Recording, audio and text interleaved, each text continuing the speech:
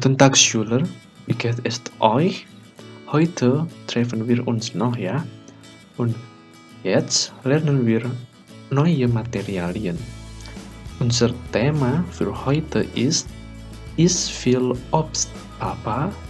So, heute lernen wir andere Thema. Oke, jetzt gehen wir zur nächsten Teile. Ada 2 dialog di sini. Nah, kita bahas dulu dialog yang di sebelah atas. Jadi hari ini kita akan belajar materi intinya tentang imperatif atau kalimat perintah. Nah, aku bacakan dulu ya. Dialog yang pertama itu ada Ron sama Maria. Neville lädt dich in seine Geburtstagsparty ein. Vielen Dank für die Einladung. Kommen Sie zur Party. Okay, so ist das. Und jetzt weitere Dialog. Es gibt Karin und Alda. Ich habe Kopfschmerzen. Ich kann nicht gut schlafen gehen. Trink viel Tee. Nah, di sini kira-kira teman-teman yang menunjukkan kalimat perintah itu yang mana? Yang atas atau yang bawah? Nah, yang ini ya. Nah, soalnya ada tanda serunya. Nah, terus gimana kira-kira kalimat perintah di dalam bahasa Jerman? Sama nggak kayak di bahasa Indonesia?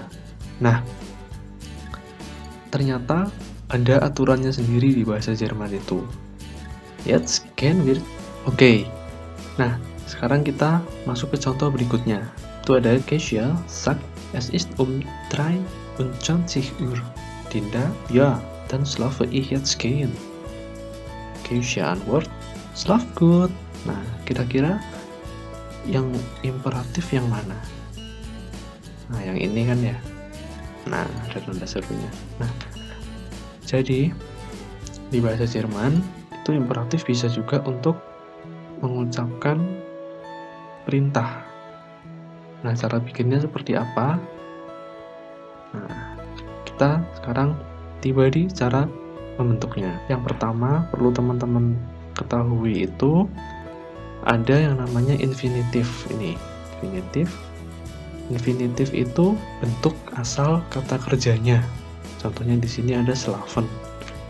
Nah, slaven di sini itu kan kalau dia jadi do, dia kan jadi slaves. Terus kalau ir dia jadi slave, kalau si dia jadi slaven. Nah, perlu diingat juga konjugasinya. Nah, ini konjugasinya. Lalu di bahasa Jerman itu cara membuat kalimat perintah atau imperatif satsnya itu ada aturannya. Yang pertama, teman-teman bisa lihat di sini. Nah, beda kan ya? Nah, ini tetap, ini tetap. Lihat kata kerjanya.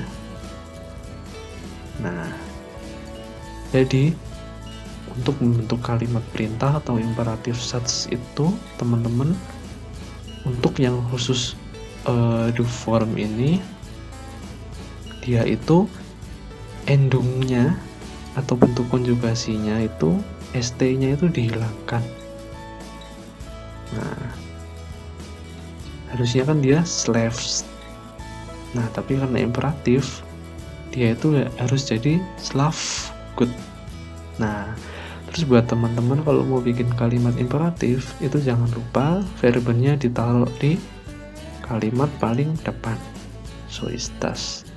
Ini buat do, ini buat ir, ini buat sie. So ist das. So habt ihr Fragen?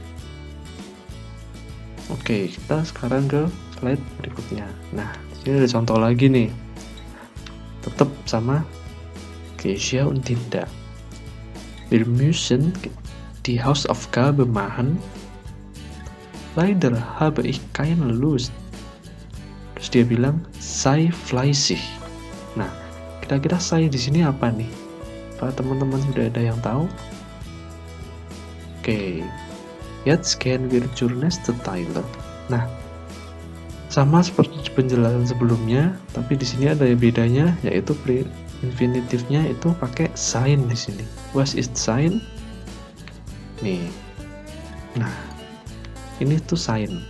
Ich bin, du bist, ist, ihr seid. Sein itu sama kayak di bahasa Inggris itu to be.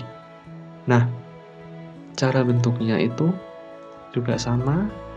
Bisa teman-teman lihat ini sein itu dia bentuk konjugasinya kayak gini. Nah, kalau do itu dia jadi sayest. Ini kalau ihr dia itu jadi seid. Kalau sie dia jadi seien. Nah, ini bentuk konjugasinya. Nah, sama seperti di sini. Nah, st-nya itu dihilangkan. Kalau khusus do. Jadi dia misalnya mau bilang aktif lah, jadi saya aktif. Misal mau bilang kalian rajin lah, seid fleißig. Atau bisa juga beranilah Anda. Itu bilangnya seien mutig. Oke, habt ihr noch Fragen? Oke. Kalau teman-teman nggak ada pertanyaan, terakhir aku tanya nih ke teman-teman. Nah, ini pertanyaannya.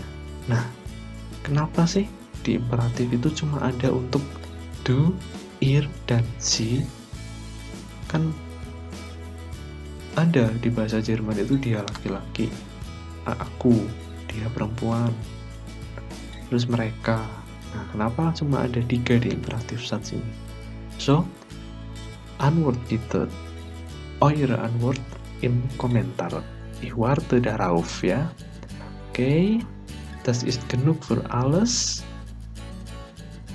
Auf Wiedersehen. Tschüss.